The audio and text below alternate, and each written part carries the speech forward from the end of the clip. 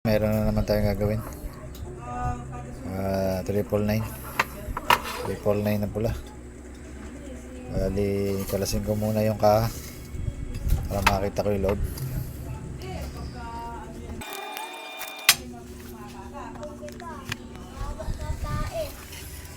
Bali, ito. Bali, may nakalagay ng mga resistor. Puro matataas, puro 10k ang nilagay. Imbis na 10 ohms, 10k. Mapakagaling naman. Bali, ito raw pinagawa sa Bustos. Hoy, wag kang manira. Bali, itatama na lang natin yung mga maling nakakabit. Bali, check ko na lang din yung mga capacitor kung medyo mataas pa o mahina na. Bali, kalasin ko lang. Checking ko lang din yung MOSFET kung okay pa. Kalas ko rin.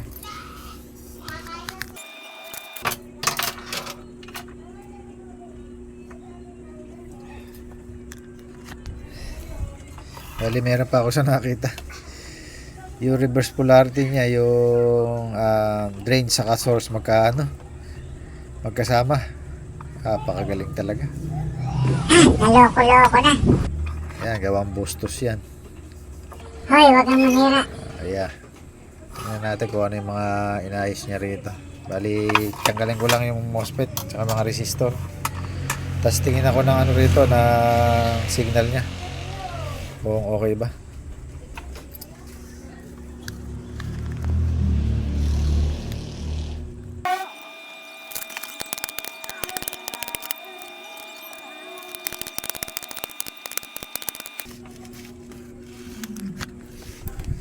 Bale, ito. Tatatlo line ako doon sa mga MOSFET niya. Sa inverter side niya. Bale, yung 5 sira na. Ito sa inverter side, yung 4 shorted lahat. Kaya pala nilagyan ng jumper yung source saka drain. Tapos dito sa sa nagpapaandar sa transformer, bali shorted yung isa. Bali, testerin natin.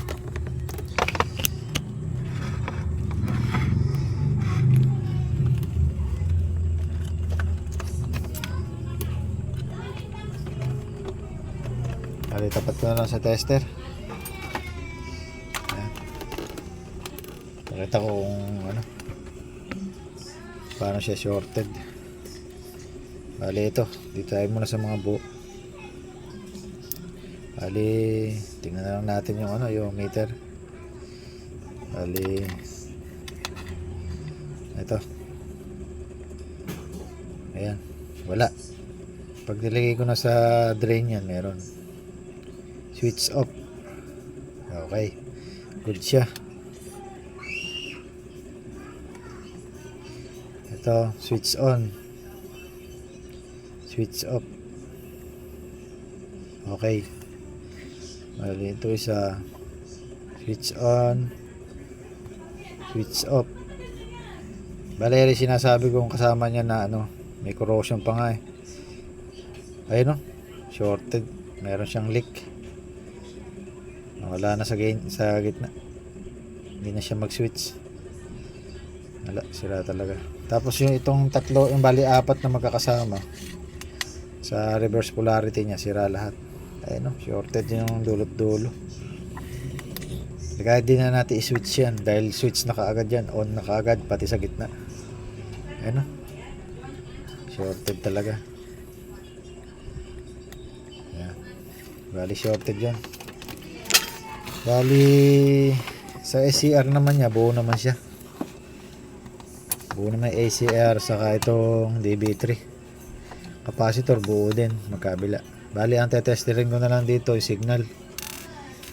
Bali, kabit natin. Bali, hindi pala natin matetesting to.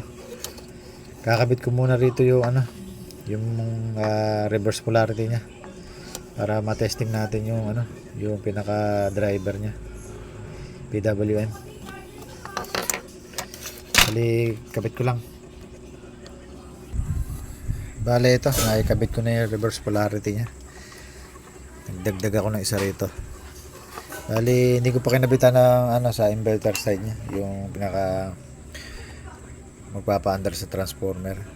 Pero titignan ko na lang muna rin signal ng ng PWM natin kung meron.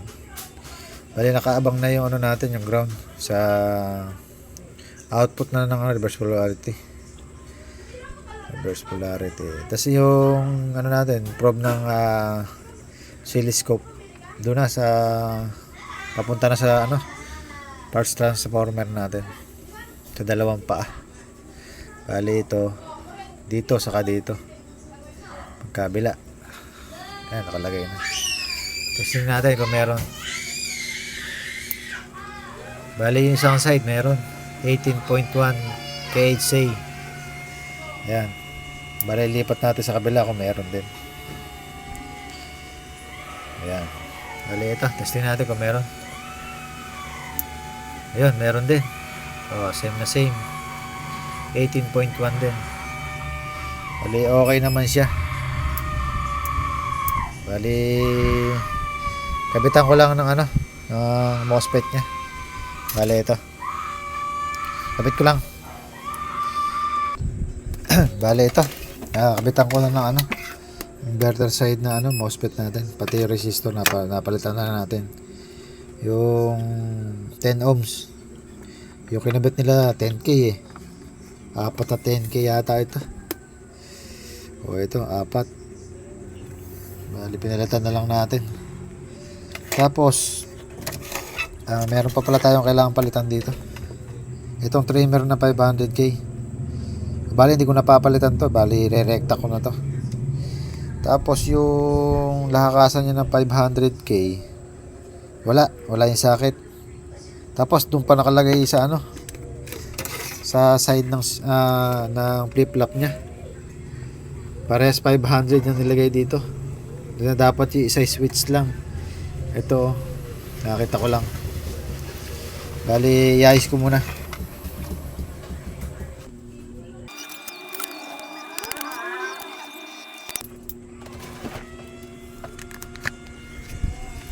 Bali ito, naitama na natin yung socket nya. Bali naglagay na lang ako ng panibago rito. Dahil yung nakakabit dito sa kabila, ayaw nang dikitan ng ng tingga ng LED. Bali yung switch ngayon naitama ko na ito. Nilagay ko na doon. Yung isang 500k na potentiometer natin, ito nakakabit na. Tama na siya ngayon. Bali nakaabang na to, tetesting na lang natin. Buko na natin. Bali ito, on ko na. Ayan, bali may tunog na siya, medyo mahina lang. Bali lagay na natin sa lagay na natin sa battery.